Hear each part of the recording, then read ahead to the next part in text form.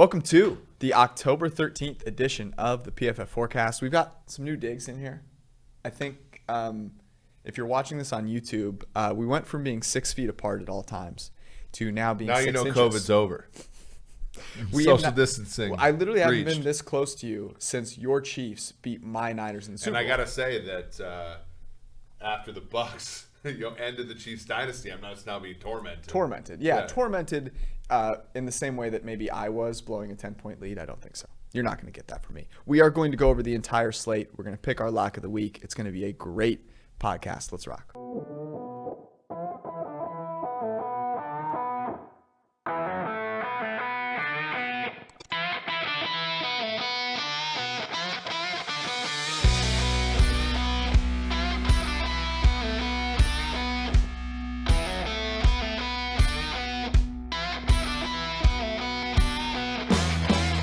There are a lot of things that we could open up with. I know that you have a tweet in mind that you really are excited about. So why don't I let you go with that? Our friend Daniel Jeremiah said, let me make sure I get the diction right here.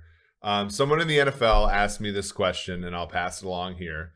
How many teams would trade their first round pick for Justin Tucker? How many teams would versus how many teams should? I mean, how many teams do you think said they would? Would the 2019 Bears have done it? Okay, if we had to power rank the teams most likely to trade a first round pick for Justin Tucker. How do you think this came up? Do you think it came up because the Jags are literally 0 for 5 kicking field goals this year? No, I think it came up. The way it came up is this last week, so many kickers missed field goals. We had missed extra points. People were like, you know what? You know what the most valuable position in football is? Yeah, a kicker that doesn't miss. Can we go through how many games actually hinged? So I guess Indianapolis lost because their kicker missed. By the way, the fact that I stay in the shot is amazing. Yeah, I know. I'll lead back. Fat Joe in here. Fat. So I guess how many teams actually lost because their kicker? I guess the Bengals would have won. There was a fair amount of wins that changed hands because of kickers this week or feet. So then if you had to pick the most likely team to trade a first round pick for Justin Tucker, who would it be? Well, I mean, the Jags already used a first round draft pick on a running back twice in the last 4 years, so they're number one. Joe Judge's Giants have to be up there. Okay. Football guy. I think that's fair. The crazy thing is probably the last team. So I'll go back to 32. The last team to trade a first round pick for Justin Tucker is probably the team that owns Justin Tucker's rights currently, which is the Baltimore Ravens. Yeah, I would say I'd say it's interestingly, it should be the Chargers. Because the Chargers don't kick field goals anymore. Yeah. And they've learned their lesson. Yeah. Would they be more inclined to kick field goals with Justin Tucker and therefore be less of an intelligent team? Perhaps. The Browns are certainly up there as well. Yeah. I would say the team, I think you power rank them pretty accurately. I'll give you a couple more. I think that the Cincinnati Bengals would think long and hard about trading a first-round pick for Justin Tucker. They're a field goal kicker away from being 4-1. Yeah, from dethroning the Green Bay Packers at home. Okay, that was great. I don't know if there's anything really worth talking about from a from a Raiders perspective here. We're not going to opine on how terrible John Gruden's stuff was because it was terrible. There's also the inconsistencies of how Tampa Bay has acted. There's a lot. All that stuff is probably not worth talking about. It's not why you come to this podcast. The only thing that I will say is if you are enraged about it and you are pissed off like you should be, I think it's really a great opportunity to put your money where your mouth is. The Trevor Project is an awesome thing that the NFL has partnered with. It's something that Carl Nassib has talked about before. They're trying to help young members of the LGBTQ plus community. They certainly are not out of the woods. And so go make a donation there. There's plenty of other places to make donations to, depending on where you feel most strongly needs it. The PFF forecast supports people who in marginalized communities. Let's just say that. Yes. We want to be on the right side of history. If you go to my Twitter, my pinned tweet are the places that I consistently donate to. So there should be something there for everybody. Are you ready for week 6? I'm ready, man. We already had a college football. Green Line swept the side in total in yesterday's Appalachian State Louisiana Lafayette game. But the NFL is where the games are. This is very true. Okay, so let's start with Thursday night because I do want to talk about this one a little bit. Philadelphia at home, getting 7, total 52.5. Tom Brady, injured thumb. Does that concern you? Is it like the same injured thumb the NFC Championship? That's what I'm going back to. In 2000. Yeah, because remember we bet on Brady in that game and they did not cover. They They would go on to face the Eagles after that win. Man, here's the underrated aspect of this, but this is why I'm probably going to advise either to lay it with Tampa Bay. Both of these quarterbacks have a higher passer rating when pressured than when clean. Brady's 109.3 pressure. Jalen Hurts is 95.9 pressure. Brady 108 when clean, 92 for Hurts. Philadelphia's negative expected points running and passing this year, despite having 60 full minutes against the Chiefs defense. To his credit, I think that Carolina's loss to them was more of a Carolina loss than a Philly win. I think Philadelphia's getting way too much respect as sort of this plucky team. And so there might be opportunity here with Tampa Bay. I just think Tampa Bay outclasses them here. They are injured, but it's not like the Eagles are not completely banged up to detriment as well. Yeah, injuries, by the way, for Tampa Bay. Rob Gronkowski is still out. Carlton Davis is on IR.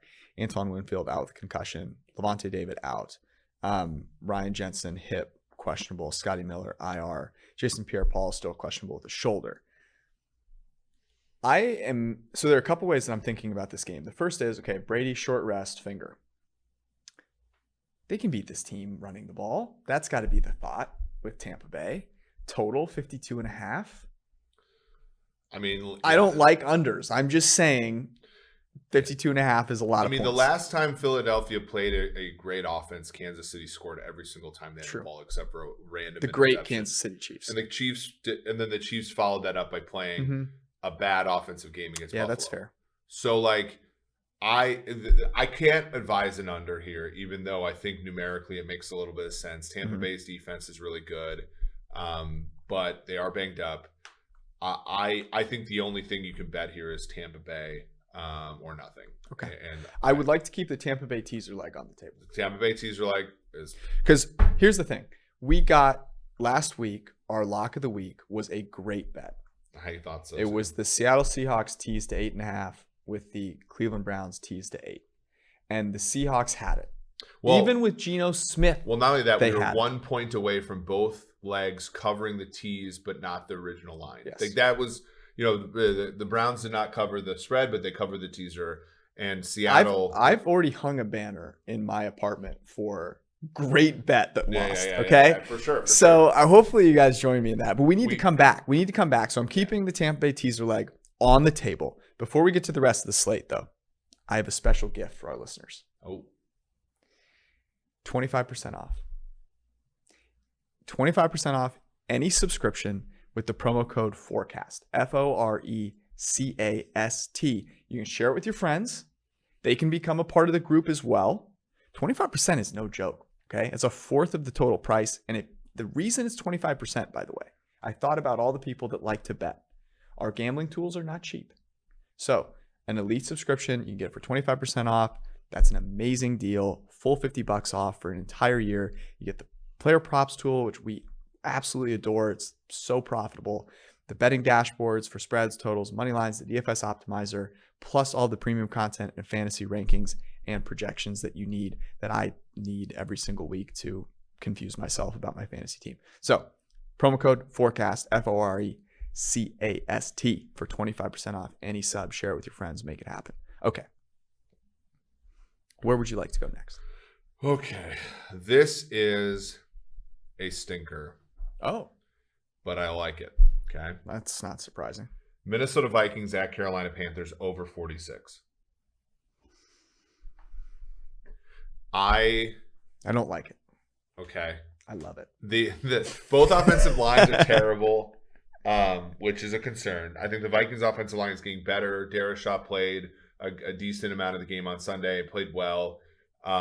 Carolina is sort of like, they still have Cameron Irving in there. The Vikings pass rush has been okay from the edges, especially with Danielle Hunter.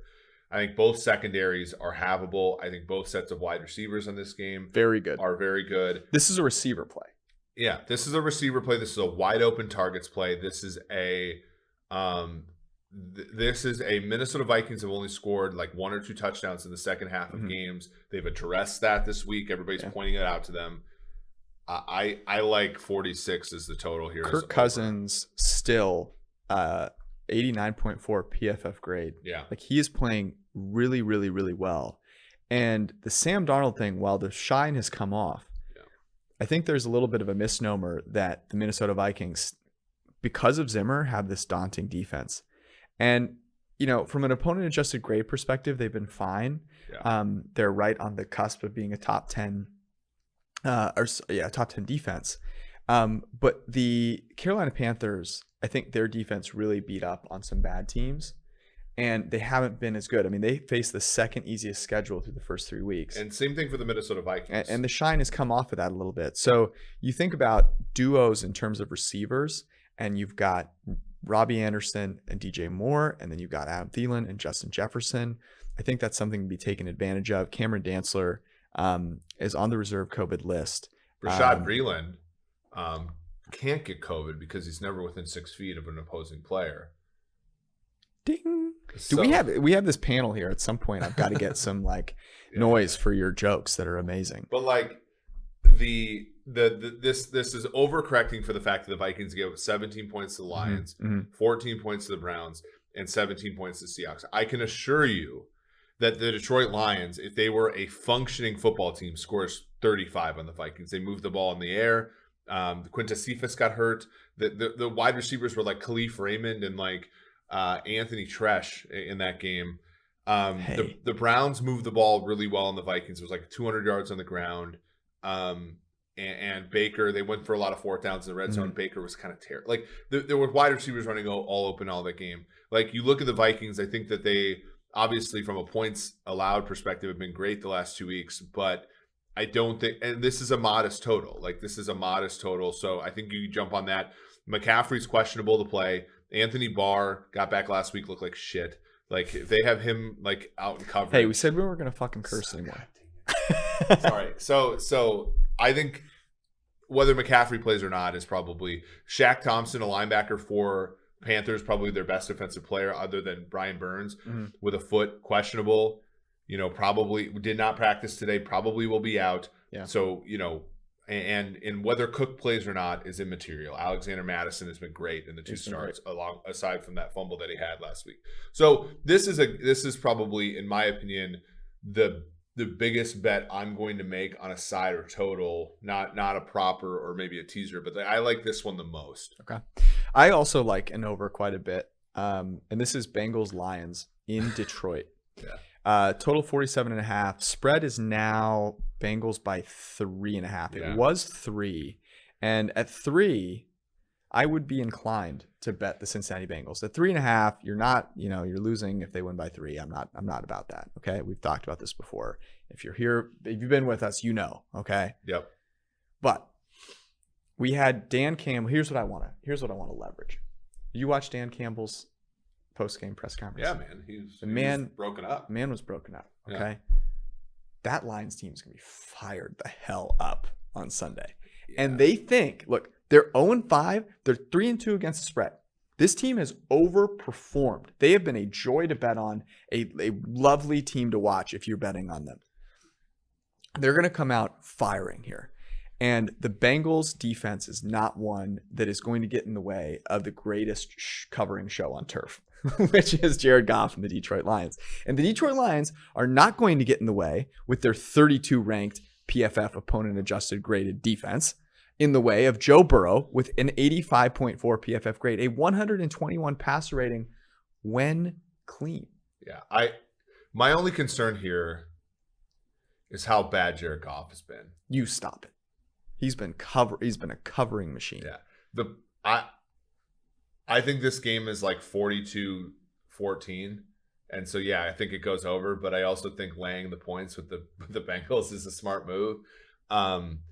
When you look at Detroit, the concerns I have is obviously Cephas, who was probably their best receiver through a couple weeks, collarbone, IR. Frank Ragnow, the center, toe, IR. Mm-hmm. Hawkinson, knee, questionable.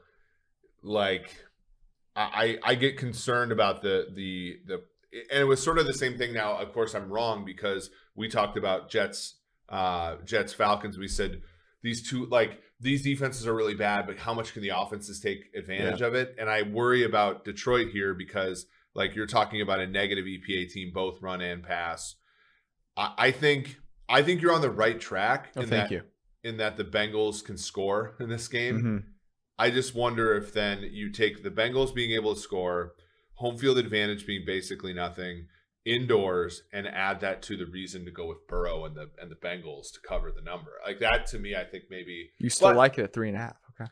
But my issue again with Detroit is, why is this number only 3.5? It's because the market is giving a lot of respect to a team that's covered the number a lot. Mm-hmm. And to me, if that's the like, I think these things equilibrate, right? Mm-hmm. So like if Detroit covers a bunch of numbers, maybe it's better to bet the other side, especially the reason is just like we make the number 4.5. So, and there's not a ton of value from 4.5 to 3.5, but I will still take it. Okay. Before we get back to the rest of the games, if you are looking for a place to wager on the games, and I'm sure you are, and you should be, and looking for a good place that will pay you back when you win all of your money, thanks to us two brilliant people, go to DraftKings, the DraftKings Sportsbook app, and use the promo code PFF. Here's what you do. When you use that promo code, you bet just $1 on any NFL game. You'll win $100 in free bets if either team scores a point. There has not been a 0-0 tie in my lifetime, and even though you're older than me, not in your lifetime either. 1943 last time it happened. They have great same-game parlays. DraftKings always has some good odds boost, huge cash prizes, great place to go bet. And it's going to be, look, it's going to be up to you ultimately. But I have faith in you. Go to DraftKings Sportsbook, use promo code PFF. You must be 21 or older, New Jersey, Indiana, Pennsylvania only. New customers are the ones that are eligible. Minimum $5 deposit, $1 wager required, one per customer. Restrictions apply. See DraftKings.com/sportsbook for details. Your gambling problem, code 1-800-GAMBLER. Now, you go gamble, you win. You got this money. You're like, what should I do now? Dig a hole in your backyard and bury it. Mm-hmm. Seems like a solid way. And then, given inflation rates currently. Yeah, and then hope it grows into a beautiful tree. Or go to Western and Southern Financial Group, put your money in there, and then watch it grow for real. Because it ain't going to actually grow into a tree. I hope you guys know that. Western and Southern has a playbook, regardless of what you're looking for. If you're trying to buy a home, you're trying to start a family, whatever it is, you just want to make your money grow. Western and Southern can help you out. Go to westernsouthern.com/PFF and get a game plan built for you. Speaking of built for you, you know what's built for you? What? The Lawnmower 4.0. You in particular. Look, if you had too much going on for Lawnmower 3, Manscaped went the extra mile, maybe just the extra inch, but the extra mile for you. Lawnmower 4.0. I mean, it's great. I've said this. I say this every time people ask me. They go like, because I get people come to me all the time. They're like, listen, buddy, I hear you're talking about this Manscaped thing, but you can't really be serious. And then you know what I do? I reach into my backpack and I pull out the Lawnmower 4.0. I travel with it everywhere. It actually comes with a nice little travel bag, which I appreciate. Yeah, nice. And again, I'll just run through them. The battery life, sensational. The blade, safer. And there's a light now. So you're all good to go. It is something that I use. I would not ask you to use it and to, protect yourself in the way that I am asking you to protect yourself, unless I use it myself. Go to manscaped.com, use promo code PFF, get yourself the Lawnmower 4.0. Don't look like a doofus ever again. 20% off with that promo code at manscaped.com. And now, back to the games. Where would you like to go next? Okay. We don't have it anymore now. That's 3. I know what this was. Yeah, I liked Cleveland. I think Cleveland at 2.5. If you can get it at 2.5, it's a solid pick. Let's talk about this game. The Arizona Cardinals, 5-0. Now, we on Sunday did our power rankings of teams. I am willing to put my foot down, lay it all on the table, and say that, yeah, I think the Cardinals are a borderline top 5 team, but I don't have them as one of the top 4. And I don't think that's a sin. Being undefeated does not mean that you are the best team in the NFL, a la the Pittsburgh Steelers of last year, right? Yours truly was just absolutely drugged up and down the field by people on Twitter for how could you not respect the 10-0 Steelers? Well, you saw why. Now, the Cardinals are not the Steelers. Let me be very clear. But I still am of the opinion that it takes Kyler Murray being an absolute superhero for them to be really good. And that is not the case with some of these other teams. The Browns, I think, are in an interesting position because they're on the flip side, where it's like Baker is never a superhero, but somehow their team continues to play really well because Stefanski is a great coach. They have great players on defense. Myles Garrett is superhuman. So this is a really interesting matchup. And I will just add, before I get your take on it, that Kyler was rotating his shoulder a little bit at the end of the Niners game. They beat a terrible Trey Lance-led team by only 7. They probably shouldn't have covered that spread. They probably should have lost outright. The Niners missed 4th down after 4th down after 4th down. It was a disaster. They also had a goal line play that they didn't quite get there. We have Arizona, as I kind of predicted, as the 5th ranked team in our power rankings. Yeah, I think Cleveland. it's fair. And I think it's fair. I think it's great. That's, by the way, way better than we thought they would be. And the Cleveland Browns are 3. So what was the reason we liked Niners last week? Was their run game. The run game for the Cleveland Browns is the most robust run game in the entire league, right? And Arizona is going to give up plays because their linebackers are young. Their defensive line is great. Like J.J. Watt's playing great so far. So is Chandler Jones. Chandler Jones is banged up a little bit, missing some practice. COVID-19 list. You have Murray with the shoulder. Max Williams, who's been a great tight end for them, tore his ACL last week. He's out. DeAndre Hopkins has an illness. Let's be real. The only injury on the Cardinals that you look at is Kyler Murray with the shoulder. If Kyler Murray's shoulder, and it's his throwing shoulder, is not great, then I will take the Browns. And I think Murray is better than Mayfield, but by a mile. But can I offer a little bit of possibility for regression? So Murray and Mayfield are basically have the same passer rating when clean. They basically have the same turnover-worthy play rate. Murray has 3 percentage points higher big time throw, and Murray, when under pressure, has a 110 rating. Mayfield has a 36 rating. To me, we know that turnover-worthy plays are more stable than big time throws. We know that passer rating when under pressure is less stable than when clean. If you see some statistical regression with Murray, that's probably going to go in towards the mean, which is down. Yeah. If you see some statistical regression with Mayfield's already been hurt, right? And at anything, he's probably going to get better. I think you might. I don't think these quarterbacks are equal, but I think that they will become more equal than what we've seen over time. And as such, I think Cleveland is the right side here. Okay. I also think this game plays to the under, and at 49.5, you saw what happened in the game. Got a little wind. You saw what happened in the game the other day. You and I were cackling because we liked over in that game, and one of the teams reached the total. Right. And we were joking the whole time watching the game together. I like under 46 or whatever the hell it was. I think this market number overreacts a little bit. Let me take a look here on a new app prototype that I'm checking out here. Ooh. You know what the winds are going to be on Sunday? 23 miles an hour. Precipitation 48%. 60 degrees Fahrenheit. Yeah. You know where Arizona plays football? Yeah. In the great state of Arizona, in the desert. And do you know what Kyler Murray has? Small hands. Small hands. Small hands. Kyler Murray has been the highest graded quarterback under pressure. He has been amazing. Last year, when he got injured, we saw those edge cases where he was great, where he was always sensational, really fall off a cliff. Cliff, pun intended. I expected you to get that one. Okay. I like it. And so in this situation, I am with you. Myles Garrett, by the way, is a freak of nature. He's got a 90 PFF grade, and he is facing potentially the great Kelvin Beachum, who I think has been decent in pass protection. I think, and DJ Humphries has been fine too. But anytime Myles Garrett lines up across from another tackle, he has an advantage. Yeah. So that's one that I'd like to press. One of the most impressive things about the Cliff Kingsbury era in Arizona is how bad their offensive line personnel has been and how much we don't talk about it. Mm-hmm. Well, they get away with it because Kyler Murray is so damn good. Yep. Okay, I want to transition to the Ravens-Chargers game. It's the best game. And what I want to do is actually ask you this question because I've been dying to ask you all week. Kyler, Lamar, Herbert. Lamar is one.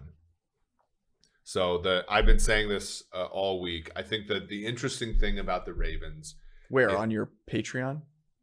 No, I've been on a bunch of shows, George. Oh, sorry.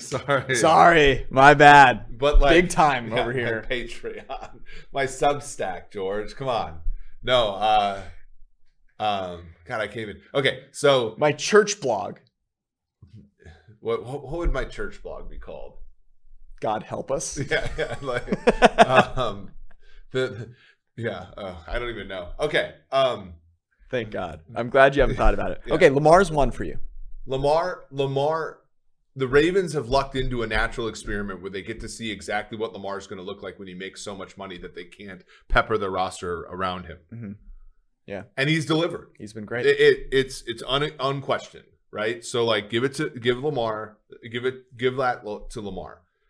Herbert, I think is 2. Interesting. Really? Yes. I think Herbert's 2, and here's one of the reasons why. So I sent this to you in our Slack chat. The scheme uniqueness. If you look at the top unique schemes, and this is something that we do use in our betting models, and it does correlate with the Vegas spread. Shanahan, McVay, Kingsbury has the 3rd most unique scheme in the NFL, followed by Arthur Smith, Andy Reid, Greg Roman. Do you want me to tell you why it's unique? Joe Lombardi has the least unique scheme in the NFL.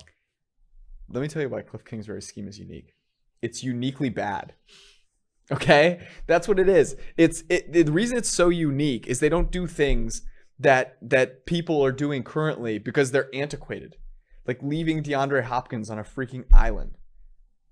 Yeah, I get that, but I also think that there are some. Are you sitting here and telling me that Justin Herbert is running a worse scheme than Kyler Murray? I think Justin Herbert is executing more vanilla stuff.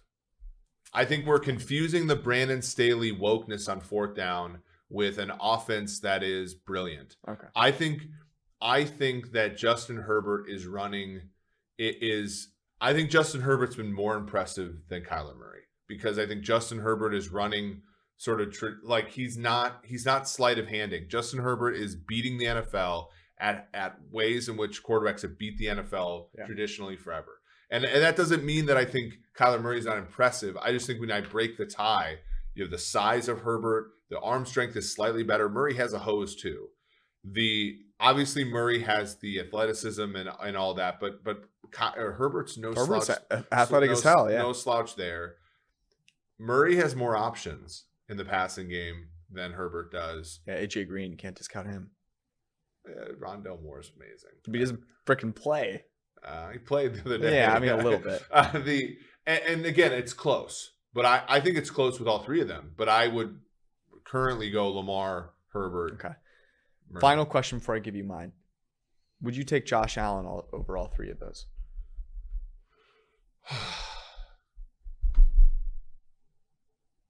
All 3? I would take Josh Allen 3rd in that list. Wow. Yeah. I knew that was going to be interesting. What's your rationale there?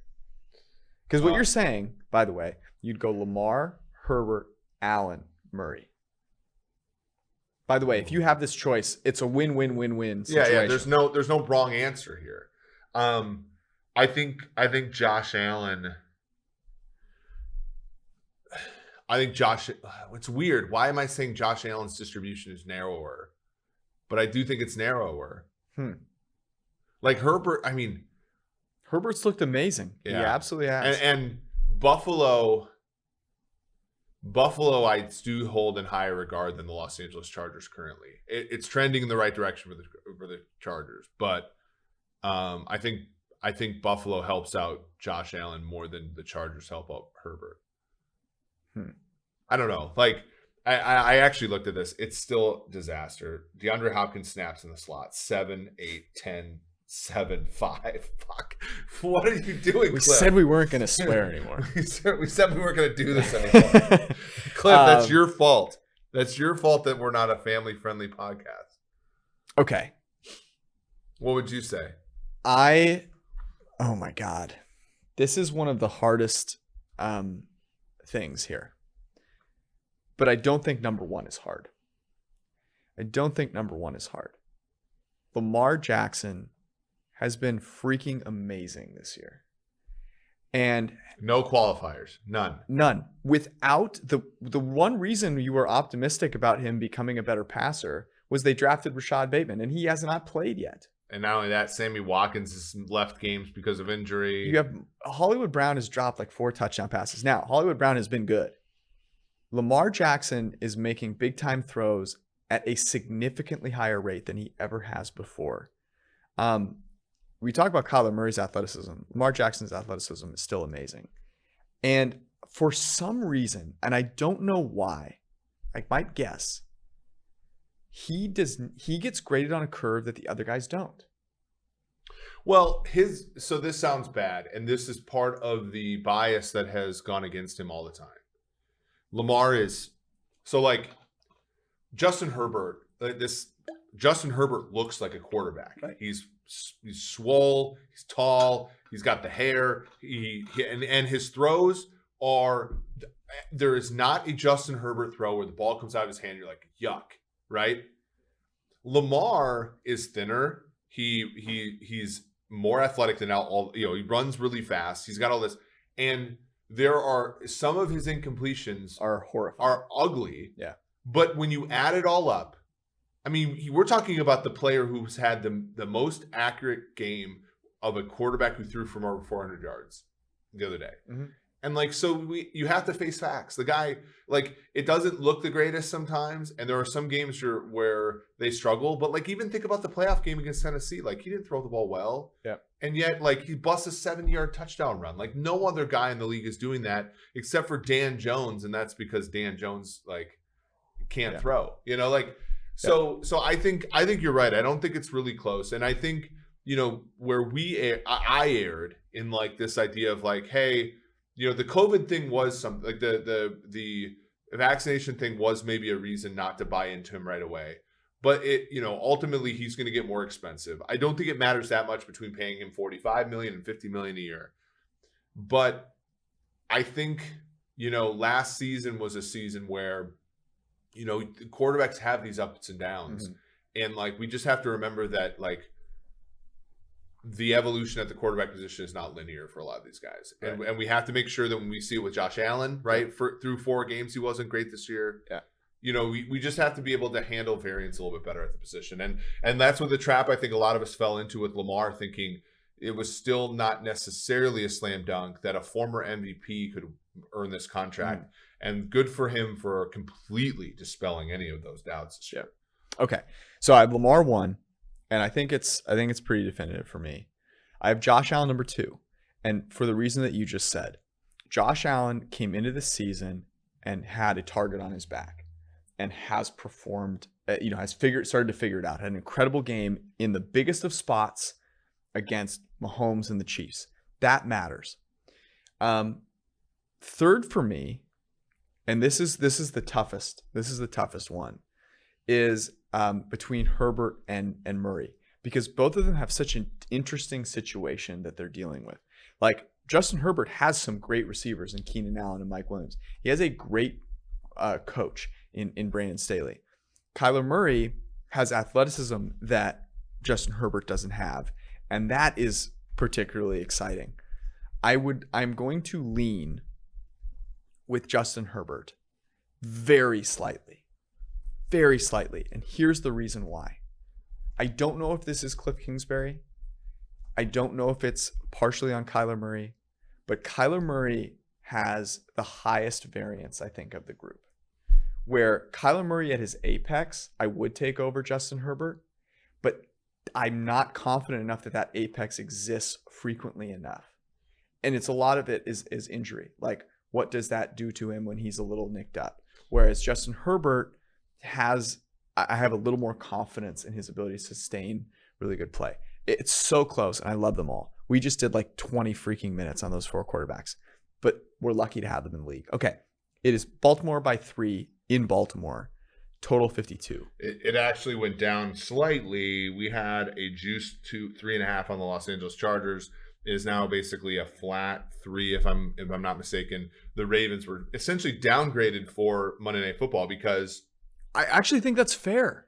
I think you look at their defense. They needed Lamar to be Hercules to eke that out against a not great team at home. Yeah, I thought that. Can we pause for a second? Like the effort that the Indianapolis Colts put out on Monday was impressive. A game effort, and I think it's a worst case scenario for them.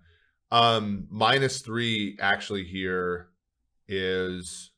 I mean, this is trending to 2.5, right? Mm-hmm. +3 on Pinnacle's -113. It's -3 is +103.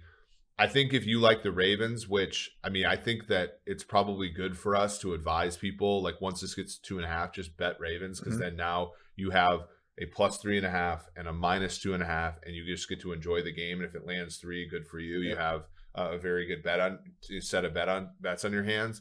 That to me, I think is where you wait here. So just wait. I would say wait also because I like Chargers +8.5 as a teaser. Yes, that's true. Like this is the only issue is that this game has a high total. Yeah. But these teams both play really close games. So I like it. I like the narratives around this game. I thought our quarterback discussion there was good. Where should we go next? Let me give you a game, please, that I think I want. Okay. Houston +10 at Indianapolis. I can't believe I'm saying this, but do you really want to buy the Houston Texans at the top of the market? No, but so there are a couple of things that I took away from that Colts game. That was like the Super Bowl for them, right? I mean, Houston, I thought, just played a random Houston game last week, and Davis Mills was Davis Mills. Has there been a rookie quarterback that's had a better performance against Bill Belichick historically than Davis Mills? No. But my point. So interestingly, my point was about the Colts there, which is like the Colts are playing a division rival. They laid it all out there. That was they played a perfect game, and it just they could not get the win. And so now they come in and it's like, oh my God. Yeah. Like kind of defeated here. Let down spot here. Yeah. Well, and the short week, the injuries on the Colts side. I mean, you saw Darius Leonard try to run that fumble back, and he just straight up went this, that was a great pitch. Yeah. That was backward. That was I don't get what they're doing. Yeah. I mean, I think my only concern, but it's sort of like, this is interesting because it's a styles make fight situation. Mm-hmm. The Houston Texans are a run-first team defensively. Just flows off the tongue. And they're the guys that they have playing defense are going to stop the run. They want to stop the run. And the Colts, now I'll say this, I've been really impressed with Michael Pittman. I thought that has ended up being a good pick for them. But I don't see the Colts being super explosive in the passing game. And I think that the Texans can kind of slow them down a little bit. Plus, Brandon Cooks is good. He's a guy that, and they got Chris Conley going the other day. It sounds really bad, but I mean, I don't know. Houston plays hard, man. Plus, over 43.5 seems like a send. I was gonna say that I almost like over 43.5. Yeah. Okay. Let's. But I would bet them both. I mean, +10. The Colts are getting, I think the Colts are getting a decent amount of credit for playing a close game and like winning that game for most of the game against the Baltimore Ravens. They're number 21 in our power rankings. I'm not sure a team that is ranked 21st in a power ranking should have a 10-point advantage against a team that's trying. So, right. So like against the Jaguars, I can see it, but you know. Yeah. The Jaguars are just trying to get 250 passing yards and 250 rushing yards because that's what Urban Meyer wants. They're playing really hard for Urban Meyer. Look, it's always a good thing to meet your boss's KPIs for no reason. Yeah, especially when they're really bad. Okay, I am going to give you. I think this is my favorite spread bet of the current moment. I cannot wait. Cannot wait. Oh, this is going to be a rally game. I cannot wait. Freed from the tyrannical reign of John Gruden. Mm-hmm. The Las Vegas Raiders getting 3.5 points in Denver against Teddy Bridgewater. Theo? I love it. I love everything about it. They are coming off of a really poor performance, which I am sure was impacted by the fact that they knew their boss was on his way out. Yeah. And now they can breathe free. They are the better quarterback, getting points, getting more than 3 points here. Derek Carr has 3x Teddy Bridgewater's big time throw rate. Mm-hmm. I mean, I don't know what's not to love. I like it. I mean, I'm a little nervous about the Las Vegas Raiders secondary, sure. But yeah, it's called the Las Vegas Raiders secondary. but the Denver Broncos are, KJ Hamler now on IR. Jerry Jeudy obviously has been on IR. Albert O, our buddy, is on IR now with hamstring, and that means Noah Kant will be the one trying to catch passes. That was a good one on Sunday. That was good. So we're sitting here watching the games on Sunday, and I am getting absolutely dogged in my fantasy leagues. And I have Noah Fant's bum ass walking around. Love Noah Fant. I'm keeping him. By the way, have I lost hope? Nope. No. Nope. Noah Fant permanently is in my lineup. I have faith in you, Noah. But so like he has like 9 yards, and I'm just losing it because I'm just getting dogged in this matchup. And Eric had to stab me with Noah Kant there. Okay, 3.5. Total 44, by the way. Yeah, I don't want this total at all because you look at the Raiders, minus 0.34 EPA per run, minus 0.21 Denver run. And both teams, I feel like in this game are going to want to establish a little bit. You have to. And so I like it being close and low scoring and kind of gross. Over is obviously the only play you can make because both these quarterbacks are capable of being decent. Mm-hmm. Here's a question I have for you. So apparently Mayock had 49% of the personnel decisions where Gruden had 51. And now can I ask you how the hell that works? Look, don't step on the punch. So and now the new head coach is 49%. Mayock is 51. Are 51% of the Derek Carr games Gruden games and 49% of them Mayock games? Because I feel like that's the only explanation for why we get MVP candidate Carr, mm-hmm. and then we get Derek Carr. Derek Carr the last 2 games has been it hasn't been great. Absolute. We're rebounding. Yeah. But so now you get this new. So the issue I have with the Raiders. And I think why, and I've gotten this question from a few people in the betting community, what do you think about this number and all this? Because the Raiders on early down play action rate early in games, 13.5%. The next worst team is the LA Rams, 24.6. The team that runs play action, second worst in the league, runs it almost twice as much as the Raiders. Mm-hmm. What are we doing here? What are we doing here? Easy fix. There's a number of easy fixes for this Raiders team that I feel like they could just go through and actually implement, and they'll be better. You know what I mean? Yeah. It's a good take. To me, I don't think, and I've been a big Gruden fan. I've always thought Gruden did a better job of calling plays and the numbers suggested that's aged well. Yeah. Through 3 weeks, it was looking great. Yeah, but of course now he's. His emails. Turns out emailing with Bruce Allen, not great. Yeah, not great for your future. So that's something. And then I think think Denver. Look, if you were to tell me, okay, would you rather take the next bunch of games with Bridgewater, knowing now that all the shine is off, or Derek Carr, who we kind of know is going to be what he is? I would take Carr a little bit more than I would take Bridgewater. Agree. Okay. Do you have any others that you'd like to bring up? I think that's it there. I mean, I do think I have a bet that will measure the size of your balls, by the way. Okay. Are you willing to bet the Seattle Seahawks +5 in Pittsburgh? Yes. I think I will, actually. Geno Smith. I will. I think the two ballsiest bets, and now the one's gone, actually.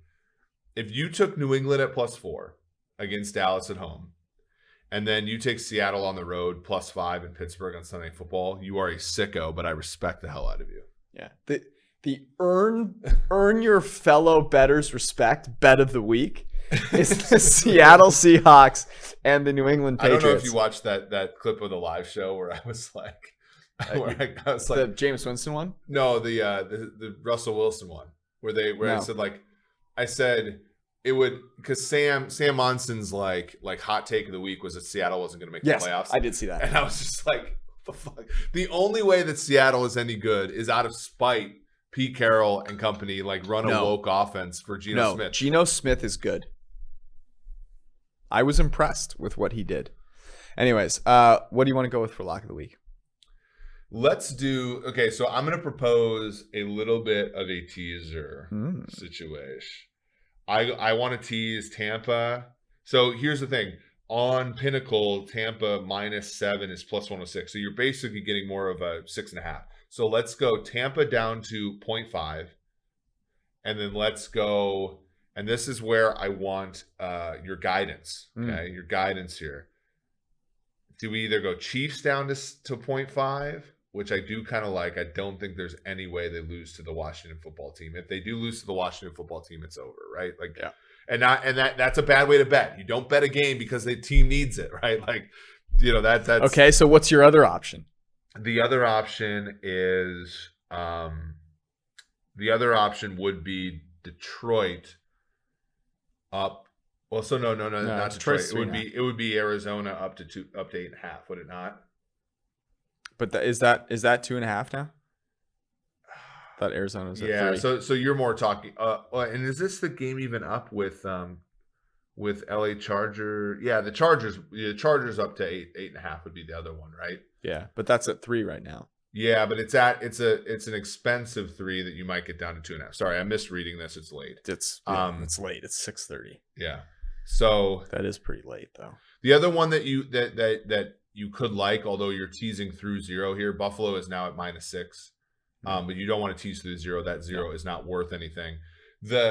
The other thing, I also do think Tennessee +6 is a live dog in Monday Night Football. I think you're overvaluing Buffalo. I don't think Tennessee's good, but Tennessee wasn't good last year, and they beat the brakes off of Buffalo. So, I think the best teaser of the week is Chiefs laying 0.5 point, Bucks laying 0.5 point. God help us all. Basically a money line parlay between Chiefs and Bucks. Okay, I do like it. Do you not like the over in either Cincinnati, Detroit, Houston, Indy, or Minnesota, Carolina? Minnesota, Carolina on Pinnacle is now 45.5. So we're getting even a better number there than we were before. But that means that 46 is getting market resistance to the under. I would be in favor. I don't like the Detroit one just because I just don't know if Detroit's going to be able to move the ball against the Bengals vaunted Bengals defense. Okay. I don't think Jared Goff can move it on air sometimes. Yeah, that's fair. But I do like Minnesota, Carolina. Let's briefly look at what Charlotte's weather looks like. That's a good take. Hey, check it out right here. 70, no precipitation, 11-mile-per-hour wind. So perfect weather in Charlotte. Carolina thus far this season, however, let me look at this for a second. Carolina, I believe, other than the Dallas game, has played every game to the under so far. Just like the Chargers had. The Chargers had last week. So maybe, okay, let's do it. I like it. Vikings, Panthers. The Vikings have never let me down before.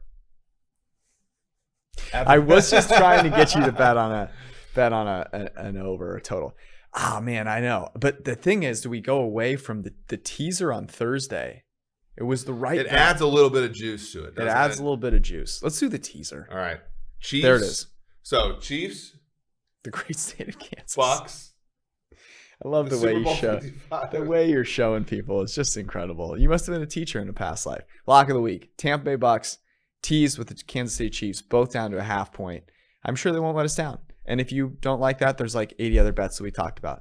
That was our podcast. We'll be back on Sunday night live. We love you all. Peace.